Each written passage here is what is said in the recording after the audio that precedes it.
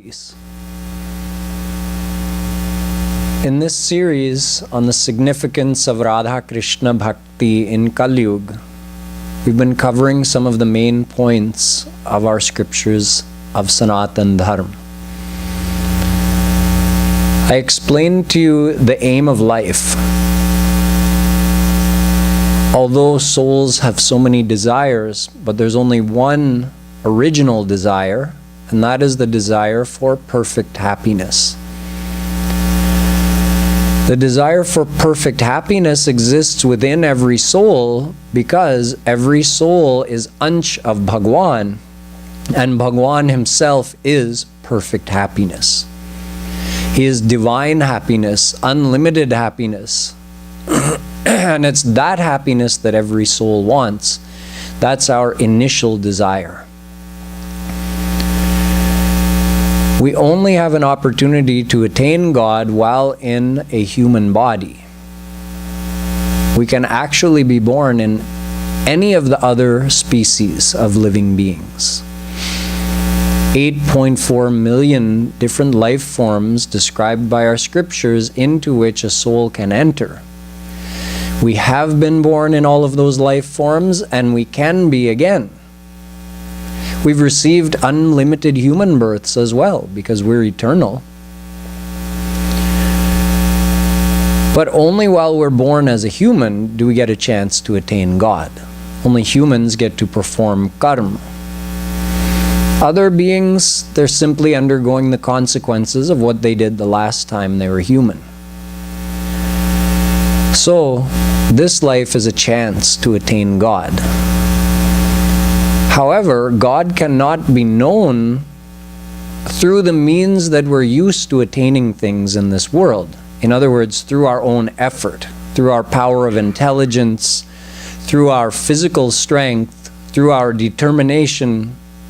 God cannot be attained by any of these means, because whatever effort we're going to make, it will be a limited effort, and God is unlimited. Whatever thoughts we can have will all be material, because our mind is material, but God is divine. Whatever meditation we do will all be material, because our mind is material, and God is divine. Whatever we see, smell, hear, taste, or touch is all material, because our senses are material. But God is divine, so He can't be perceived with material senses. He can't be understood with a material mind. In order to know God, you need to get a divine mind.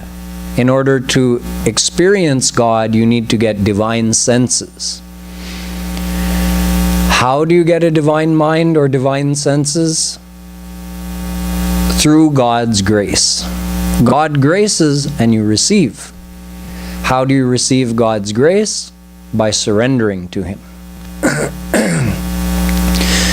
Any soul who surrenders, God graces, they receive divine mind and senses, and they know God and they experience God. What is it that has to be surrendered? It's our mind. Our man must be surrendered to God. However, at this point we ran into a problem because the mind is already surrendered to the world. In other words, it's fully attached in the world. So we had to understand, why is it attached in the world? Because if it's 100% attached in the world, how is it going to become 100% attached to God? God realization happens when we become 100% attached. So we only have one mind. We can't have it 100% attached in two places at the same time. So we understood the process of attachment. How does it happen? Since we have this innate desire for happiness, which is initially the desire for God, but we have a material mind and senses, which are made of Maya, and the world around us is also made of Maya, so we can perceive this world with our current senses and mind, but we can't perceive God.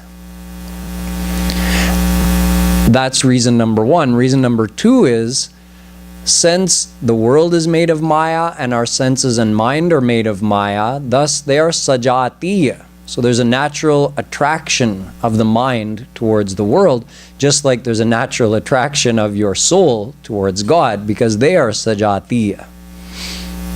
So because of this, the mind feels this restlessness, which is the urge to find divine happiness.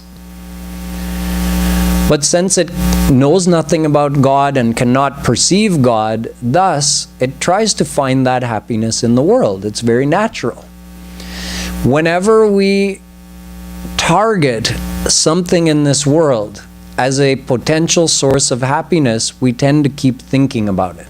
Could be a thing, could be a person. The more we think about it, the more we become attached. This attachment leads to further desire of that object. And then we also get a kind of illusory happiness. Illusory because the happiness we experience from those things, it's not because there's actually happiness in that thing. It's because we're attached to that thing. We have a desire for it. Thus, when we receive it, we get an excitement in our mind equal to the amount of desire that we have, which is equal to the amount of attachment that we have for that thing. So it's a self-created experience of happiness. Like, I'm having trouble concentrating right now giving this speech because I saw someone brought a vegetarian cake to celebrate someone's birthday downstairs. So my mind keeps going to that cake. Oh, that's going to taste so good. It's been so long since I had cake. So when we eat that cake and we feel that excitement, why are we getting that excitement? Because we've thought, oh, there's happiness in this cake. There's happiness in chocolate or whatever kind of cake it is. There's happiness in sugar. Is there actually happiness in the cake? No, because each of us is going to experience a different amount of happiness from the very same cake. Whereas if there was actual happiness in the cake, we should all get the same amount of happiness. Like if you measure the amount of calories in a piece of cake, it's going to be the same for everyone. But if you measure the amount of happiness, it's going to differ. Because it's not actually there, it's in your own mind. It's a self-created experience. So for this reason, it's called illusion. The world is not an illusion. The happiness we experience in the world is an illusion. Plus, the more we go on eating cake, like if I say, okay, let's cut the cake in half. It's like this big cake. Let's cut the cake in half. I'll take half, and you all can split the rest. So as I eat that cake, the first piece of cake might give me the maximum amount of happiness, but then the second piece will be less, third piece will be less. By the time I'm finished eating my whole half of the cake, I'll be sick and tired of eating cake. That cake won't be giving me any more happiness if I go on eating it. So this is also why we call it the illusion of happiness. It was there and then it's gone. If there's real happiness in the cake, I should be able to go on eating the same cake for hours and hours or forever and keep getting the same amount of happiness. But I don't. So it's just the illusion of happiness. It's the same with every pleasure of this world. It's all of this same type. I explained this to you so that by understanding that, you could detach your mind from such worldly pleasures, not simply for the sake of renouncing the world. There's no value in and of itself in simply renouncing something physically.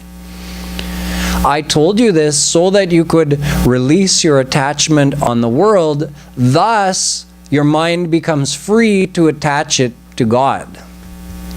So you understand both sides. God is perfect happiness. I can get real happiness from Him that lasts forever. It's not the illusion of happiness, it's real happiness.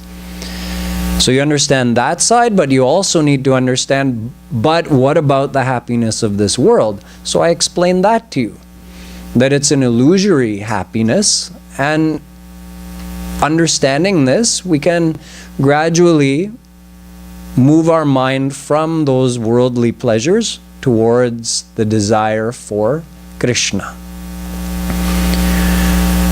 To help us with this, we also understood that we need the help of a guru. Who is a guru? A guru is a saint, a Mahapurush. And what is a Mahapurush? One who has attained God.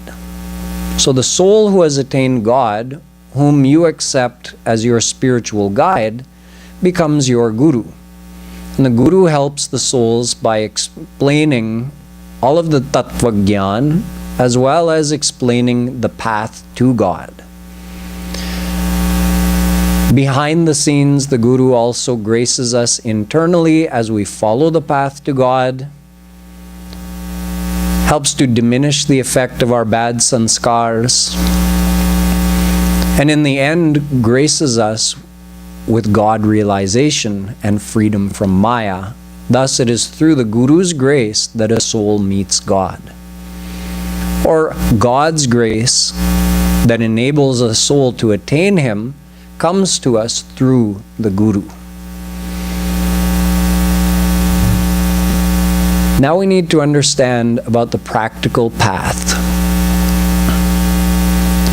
The Vedas, which are the source of all spiritual knowledge, have three main parts: Karma Kand, Jnana Kand, Upasana Kand. Actually, Veda is very extensive. Lakchantu Chaturo Veda, Lakchamekam tu Bharatam. Veda itself says there are originally 1 lakh mantra in the Vedas. 100,000 mantras. And there's also 100,000 shlok in the Mahabharata. That's what this mantra said. All of those mantras are divided into 4 Ved: Rig Ved, Sam Ved, Yajur Ved, Atharva Ved. And out of all the mantras in each of those 4 Vedas, they're also further divided into branches. So you have originally 21 branches of Rig Ved, 1,000 branches of Sam Ved, 50 branches of Atharva Ved, and 109 branches of Yajur Ved. It adds up to 1,180 branches of the 4 Vedas put together. So 100,000 richas, 1,180 branches of the 4 Vedas. Now these branches are further subdivided. If you take each individual branch, they're divided into 3 parts: Mantra Bhag, Brahmana Bhag, Aranyak Bhag. In Mantra Bhag, the mantras for use in Vedic rituals are told. In Brahmana Bhag, how to use the mantras told in Mantra Bhag is revealed. And in Aranyak Bhag, the higher spiritual knowledge is revealed, not just rituals. In that Aranyak Bhag, there's a section called Upanishad. For instance, in the Taittiriya Shakha of Krishna Yajur Ved, so that Krishna Yajur Ved itself has 109 Shakha branches. One of those Shakha is called Taittiriya Shakha. Now Taittiriya Shakha has the Mantra Bhag, Brahmana Bhag, and Aranyak Bhag. The Aranyak Bhag has 10 chapters. Out of those 10 chapters in the Aranyak Bhag, chapter 7, 8, and 9 is called Taittiriya Upanishad. So you see, That highest knowledge of that Shakha is in those 3 chapters. Thus it's called Upanishad, Taittiriya Upanishad. It's a conversation between 2 divine personalities, Varun and Bhrigu. Varun, the father, and Bhrigu, the son. Both eternal divine personalities. So just like this, every one of the branches of the Vedas has a part which is called an Upanishad. Thus, since there are 1,180 branches of the 4 Vedas, there are originally 1,180 Upanishads. Out of those, a little more than 200 are available today. But out of all of that, in Muktika Upanishad, there's a description of the 108 most important Upanishads that contain the essence of all the Upanishadic knowledge. Out of those 108, imagine, out of 1,180, there are 108 that contain the essence of the knowledge of the Upanishads. Out of those 108, every one of them is available today. And out of those 108, 9 are considered to be most important. When you listen to the lectures of Jagadguru Shree Kripaluji Maharaj, you'll notice that he quotes most often from certain Upanishads like Shvetashvatra Upanishad, Kena Upanishad, Katha Upanishad, Mundaka Upanishad. These are part of those 9 most important Upanishads. Of course, he quotes from many dozens and hundreds more, but I'm just giving you a basic idea about Vedas and Upanishads. Now, this total body of knowledge of the Vedas, out of that, all that knowledge is divided into 3 topics, you can say. Karmakand, meaning the path of karma, the path of good actions, and all the knowledge you need for following the path of karma. Then you have Gyan Kand, and you have Upasana Kand. Thus, we have 3 paths to God. According to the sections of the Vedas, we have the path of Karma, the path of Gyan, and the path of Bhakti. Shri Krishna says the same thing in the Bhagavatam to Uddhav. Yogastrayo maya prokta nirnam shreyo vidhitsaya jnanam karma cha bhaktischa nopayo nyosti kutrachit. He says there are only 3 upay, 3 means of attaining me, God. There is no 4th upay. Jnanam, karma, cha bhakti. Jnana, karma, and bhakti.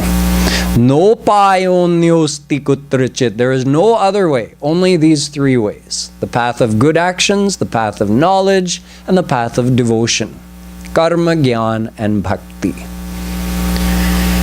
Why are there only 3? You would think that we've existed since eternity. Someone would have invented a 4th way or a 5th way to attain God by now.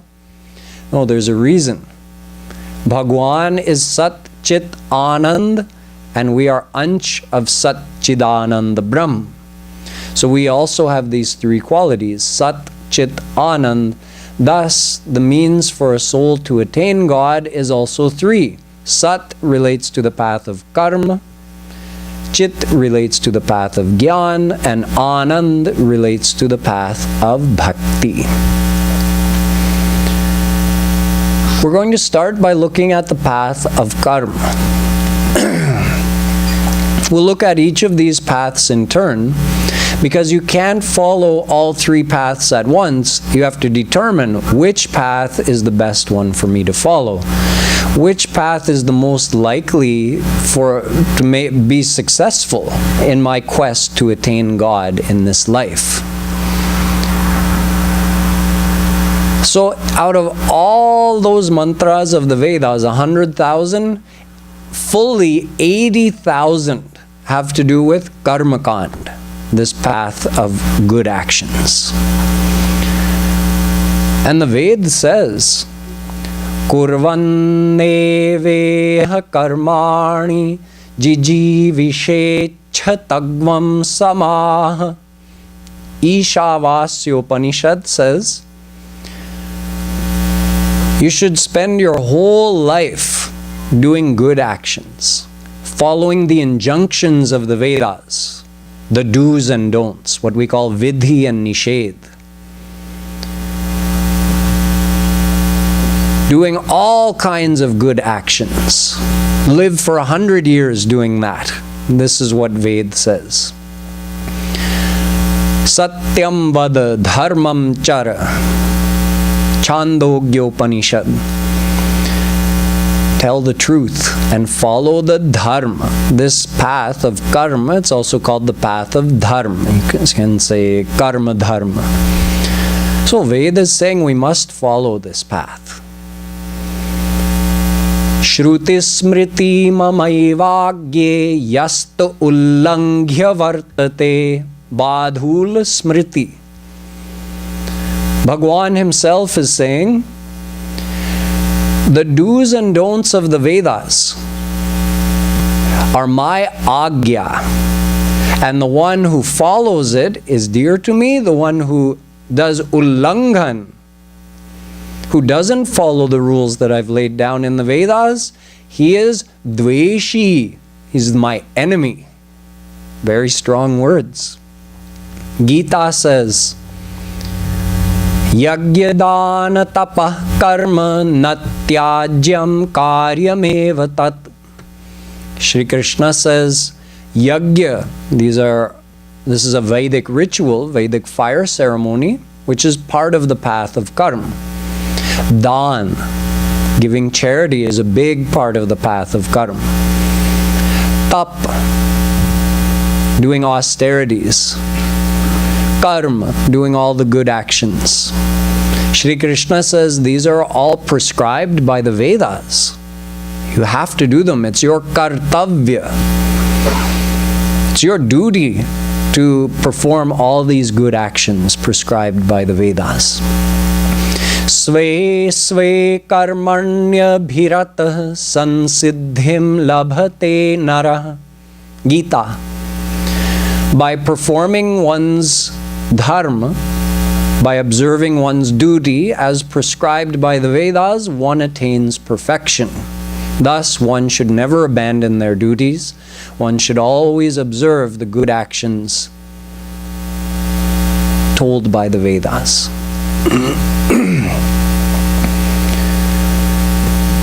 So, the path of karma must be followed. However, if you go in the same scriptures that I just quoted from, you can also find the exact opposite statements. I'll take you into Ishavasyopanishad again, the one that was saying, Kurvanne veha karmani jijivishechatagvam samah, live for 100 years, following all the good karma of the Vedas.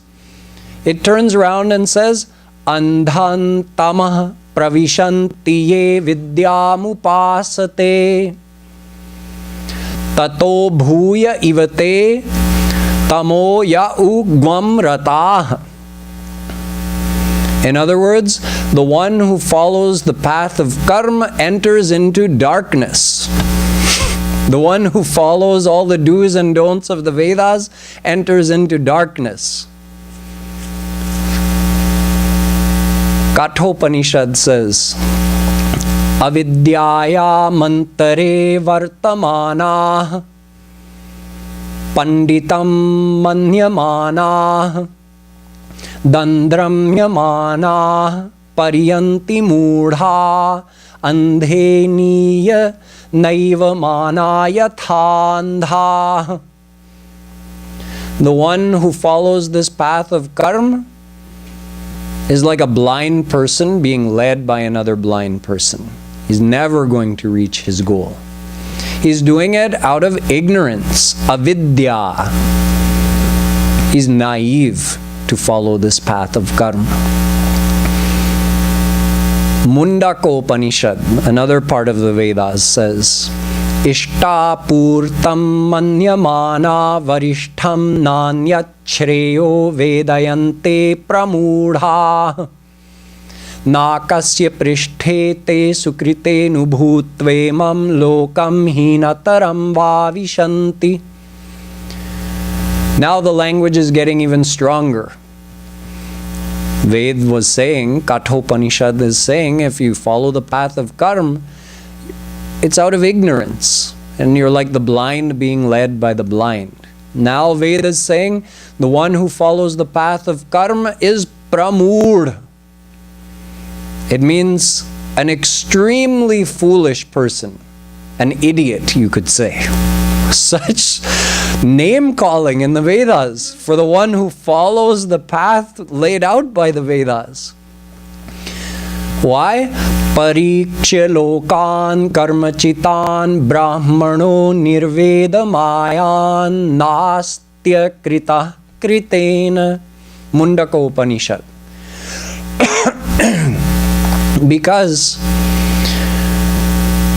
people have actually tested what results do you get by following this path of the Vedas, the path of karma, as described in the Vedas, and they found that there's no perfect happiness attainable, because the highest you can get by following that is to go to Swarg, and you only stay there for a limited time. The happiness over there is also limited and material, and in the end you come back here, not even necessarily in a human body. Hinataram vavishanti. You may be sent into a lower birth in one of the lower species. Even Gita, after telling us never to leave those good actions prescribed by the Vedas, turns around and says, Yamimam pushpitam vacham pravadantya vipaschitah vedavadarata partha nanyadastiti vadinah. In other words, the one who follows the path of karma in order to go to Swarg is a fool. In the Bhagavatam also, Uddhavji asks Shri Krishna, Vadanti Krishna Shreyansi Bahuni Brahmavadinah Tesham Vikalpa Pradhanya Mutaho Eka Mukhyata. Shri Krishna, there are so many different paths told by our scriptures and by all the saints, although all of those paths can be categorized into three, karma, jnana, and bhakti, yet even within that there are many sub-paths. He says, out of all those paths, which one is correct? And why are there so many paths? Shri Krishna answered, Kalena nashta pralaye varniyam veda sangita Adau brahmane prokta dharmo yasyam madatmaka. Uddhav, I reveal the dharma in the Vedas. What is that dharma really for? Yasyam madatmaka. Through that dharma, a soul is supposed to reach me, because the ultimate goal of a soul is to reach God. So I put that knowledge in the Vedas. Over time, the Vedas may be lost, because they're kept in a book form in this world, so books don't last forever. And when there's a pralay, obviously, nothing survives that. So when Srishti begins again, I have to produce the Vedas in the world. So I give that knowledge to Brahma. Brahma, in his divine mind, through Shri Krishna's grace, receives the Vedas in a subtle form. then he makes it available in the world through the first rishis, mantra drashta rishis. Once they make it available in the world in a written form, then anyone can get their hands on it. Any qualified or unqualified person. Who is qualified to read, interpret, and understand the Vedas? Only a divine personality. Only one with a divine mind. Just like you need a divine mind to understand God, well, guess what? Vedo Narayana Sakchat. Bhagavatam says, Ved is Sakchat Bhagwan. Ved is another form of God. So just like you can't understand God with a material mind, you can't understand Ved with a material mind either. But once it's made available in the world in a written form, all kinds of people can get their hands on it. Tamas people, Rajas people, Sattvic people.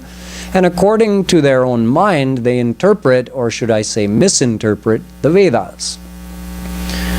Yatha prakriti sarvesham chitra vacha sravanti. Shri Krishna says, further ahead in the Bhagavatam, that people interpret according to their own intellect. So Tamas people give a Tamas interpretation, Rajas people give a Rajas interpretation, Sattvic people give a Sattvic interpretation, and all three are wrong.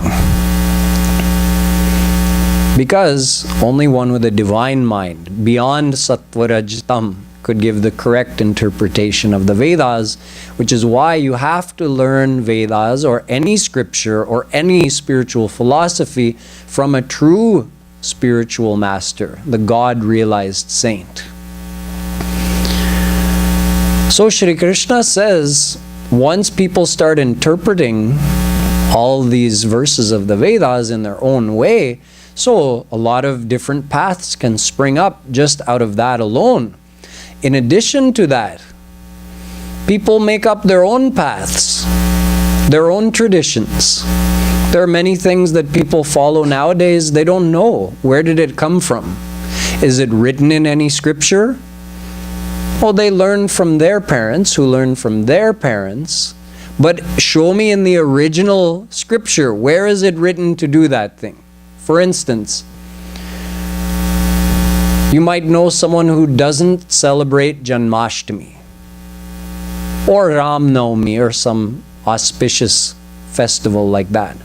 Why don't you celebrate it? Because my great-great-grandfather died on Janmashtami. So now we consider Janmashtami to be inauspicious. In other words, they're afraid if they celebrate Janmashtami, another family member will die. Well, first of all, everybody has to die. So whether you celebrate Janmashtami or not, every person in your family is going to die eventually. Everyone who comes to this world has to leave this world. Jatasya hi dhruvam mrityur. Gita says, whoever is born must die. And of course, they are reborn. Mritam janma mritasya cha. Dhruvam janma mritasya cha. And if you think about it, there are only so many days in a year, 365 days in a year. There's probably at least one or two Hindu festivals that are celebrated on every single day out of 365 days. And you have existed since eternity, but let's just say for the life of this earth planet, or since the current civilization began in this Manvantar, you would have had hundreds and thousands of ancestors, relatives. So many of them that probably you would have had several ancestors die on every single day of the year, which means you would have had ancestors die on Janmashtami, on Ram Navami, on Diwali, on Holi. So by this logic, we should not celebrate any festivals because they're all inauspicious, because people have died on all of those days. Yet, there are people who don't celebrate something like Janmashtami for such a reason, because it's become a tradition in their family. So Shri Krishna actually says, some things spring up like that, like a parampara that someone started. It wasn't based on any authentic spiritual teaching or scriptural teaching.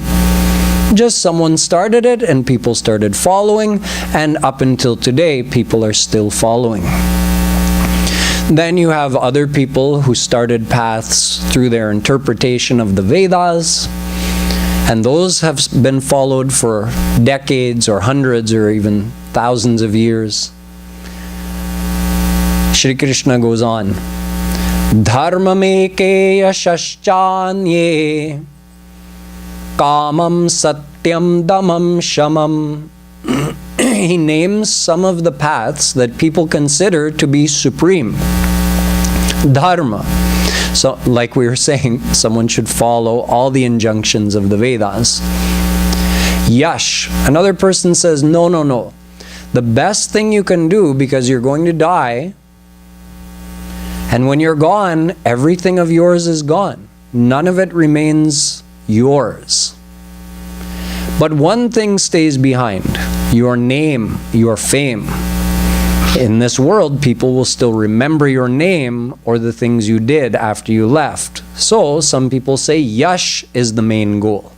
Try to get a big name, become famous, because that stays behind after you're gone. Someone else says, no, no, no. Karm, desire, worldly desire. Just try to satisfy all of your desires in this life. Why? Yavad jivet sukham jivet rinam kritva ghritam pivet bhasmi bhutasya dehasya punaragamanankuta. Charvak says, because you are the body, there's no soul. When you die, you're the body. So when your body dies, you're finished. This is Charvak Siddhant. It's against the philosophy of Vedas, but some people believe that.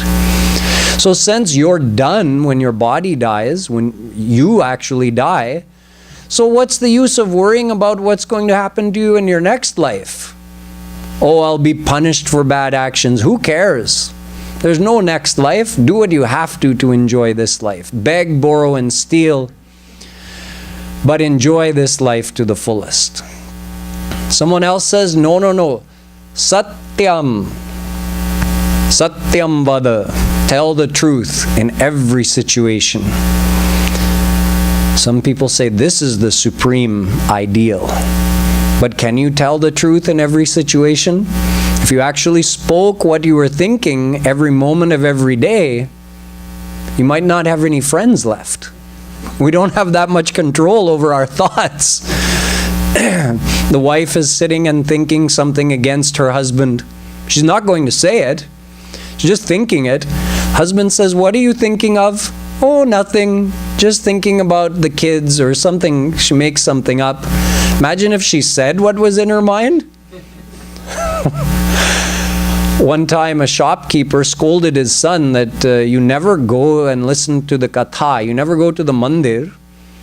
There's always some good babajis coming. Go and listen to their speeches. You'll learn something. So the son listened to his father, and the next day he went to the mandir and he listened. Panditji was telling the katha of Harish Chandra that tells you, truthfulness is the highest ideal. You have to follow that. So he listened and he took it to heart, and the next day in the store where he helped his father, he was telling everybody, okay, this is our retail price, this is what we're selling it for, but this is our cost. So that's our profit margin. We've hiked the price up by that much. He's revealing everything to every customer. So his father was watching, and he was getting steamed watching this the whole day. He couldn't understand, what is my son doing? So when they got home at the end of the day, ek jhapad lagaya. What are you doing? You're trying to put us out of business? We'll go bankrupt if you keep up with that. And he said, Father, I went to the katha like you told me to, and it was the Harishchandra katha. So I decided I should be truthful with everybody. He said, oh, see, there's one thing I didn't tell you. Katha sunne ki akal bhi chahiye, zaruri hai. How to listen. There's a specific, it's like a kala. You have to have this skill of how to listen. What's that, Papa? See, when the speaker is speaking, whatever he's saying, you just hold out your shirt like that, and like all the good things. You just, aa jao, you collect it all here, everything he's saying. And then when he's done and it's time to go, you just get up and do that. So you listen to everything. Don't take anything in your heart. Don't change in any way. But anyway, some people say that satya that's the highest thing. Someone else says, no. Dham and sham. Dham means control over your senses. Be austere. Do not allow yourself to enjoy anything. Sham, control over your mind. Shri Krishna goes on. So he's telling all the paths that people try to follow. Anye vadanti swartham va aishwaryam tyaga bhojanam. He says some people say swarth. Just fulfill your own self-interest. Don't worry for anyone else. Let them worry for their self. You try to make yourself happy. Aishwaryam. Try to gain power and wealth and influence in this world. That's how you'll find happiness. Someone else says, no. Tyag. Give up everything. Get rid of your possessions. Don't own anything. Renounce everything. That's the path to happiness. Someone else says, bhojanam. Try to enjoy the world through your 5 senses, but especially bhojanam, by eating. Eat more, eat good, tasty food. That's how you'll find happiness. He goes on. Kechid yagya tapodanam vratani niyaman. Yagya, by performing Vedic fire ceremonies, yagya, you'll attain happiness. Tap, by doing austerities, you'll attain happiness. You see so many different people saying so many different things. Someone else says dan, by doing charity, you'll attain happiness.